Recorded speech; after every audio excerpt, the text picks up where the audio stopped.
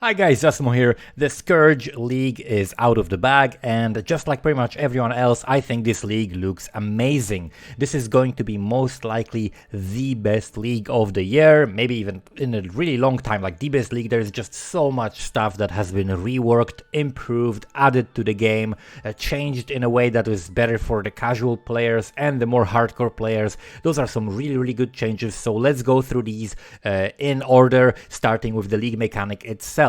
The league mechanic looks amazing. It's creative, but it's also very simple. We get to kill a bunch of monsters, but with an interesting and exciting twist. The rewards are also very nice. Rather than being showered in random loot, we have a way to improve items, and most importantly, there is a progression system, a passive tree for the Blood Crucible, which I'm very happy to see. This is what most of the previous leagues missed, a clear way to progress through the league mechanic and customize how you're interacting with the league without pointless RNG bullshit. You just pick what you want and you earn it over time.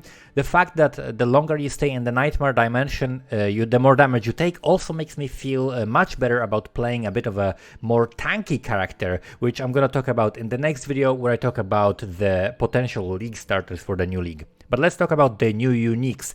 The new unique items look really strong. They weren't joking when they said they'll be adding powerful uniques only. The Ulnatul's Vow is really strong for any generic build, especially for builds that don't scale with crit or gem levels particularly well. So for example, things like ailment builds. Mage Blood looks totally insane as well. People were trying to figure out how they could add to the game an item similar to this for a long time, and I think GGG found a clever way of introducing it without breaking the game too much. It only works with magic utility flasks, which means you cannot abuse any unique flasks, but it is still extremely powerful with the right setup. You can very easily get 100 or 150% increased flask effect, which is absolutely insane with the elemental resistance flasks that also will grant you like 40% less damage taken of every of each element.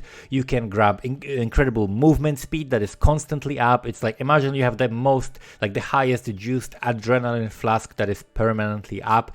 It's absolutely crazy, the power of this belt, and it's just going to be super strong. Chase unique, it's going to be very rare, so don't expect to have it if you are not someone who can regularly and easily get a headhunter, but this is just another aspirational, like a chase unique that's really good that it's added to the game. Then the next thing that happens is the end game Atlas trimming, and the more casual players are definitely going to be super happy about it, but also the more advanced players are going to be happy about it, because for more casual players the grind was too long, and for the more advanced players the grind was too boring. The Atlas grind has been essentially now cut in half. It's even less than half the maps that you're going to have to run, because there's also less maps, which reduces the variation in terms of like which maps are dropping, so you're going to be more likely able to run the maps in the regions that you want to run.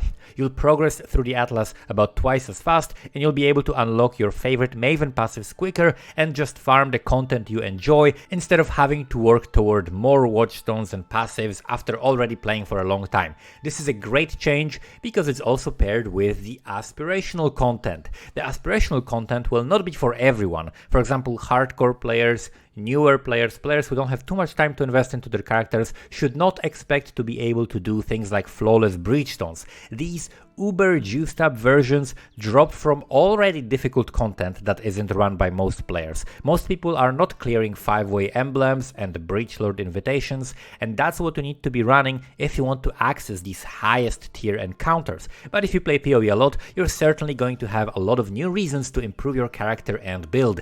In one league, we're getting more accessibility for most players to the PoE endgame, while at the same time expanding horizons for more advanced players to test their characters. This is really good. Basically, it's like one of the best changes in PoE ever. We're getting less chores and more fun, which is always the good direction to put the game in. Then we've got the Delve rework. Delve rework is probably actually going to be one of the most impactful changes, and more impactful than most people realize. It's one of the biggest and most impactful updates to an older league mechanic that we've ever seen. I expect the Delvers are going to be really excited about this one, and more people in general are going to try it out, because it's not only more rewarding, but also easier to access now and doesn't require as much grind to get deeper in levels. It's also a much higher chance to find bosses now. Really good changes again. On top of all of these content changes, we also have the passive skill tree rework. The passive skill tree rework looks really amazing. It adds flexibility, it allows for more options when it comes to focusing on life, energy shield, armor or evasion, because you're more able to position yourself in a different part of the tree than your desired passives due to the skill mastery system. It's a really good system, and it will open up more builds as well as more options to build your character for already existing builds. It will allow you to pick up something specific for a build that normally would be forced to play on top, and now you're actually gonna be able to play on the bottom.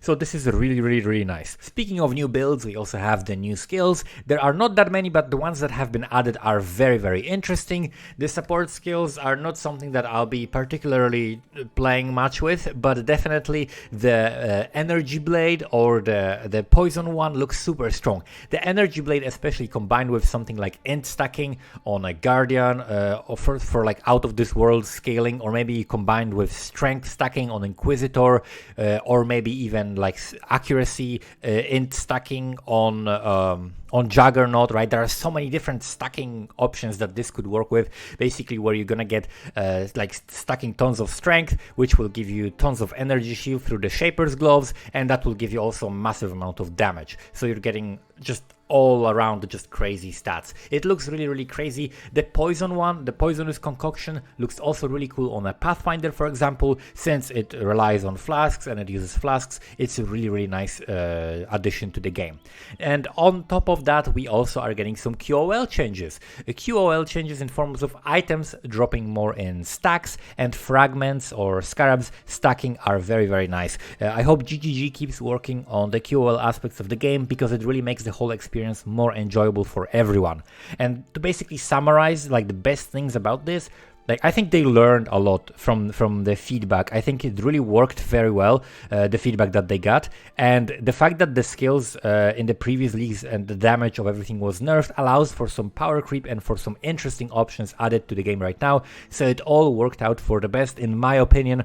The GGG basically got so much feedback that they implemented the most important things. Like the things that I'm most happy about is progression system in the league that is not RNG. You know, the passive skill tree. You can just pick up passives and improve how you're interacting with the league mechanics, and there's no RNG involved, and it's cool because you're like growing something, you're improving something and earning it over time. That's exactly how a league mechanic should work. Then we've got the endgame atlas trimming, which reduces the grind and increases the time that you can actually farm stuff that is interesting with the interesting Maven passives and so on. That is really amazing.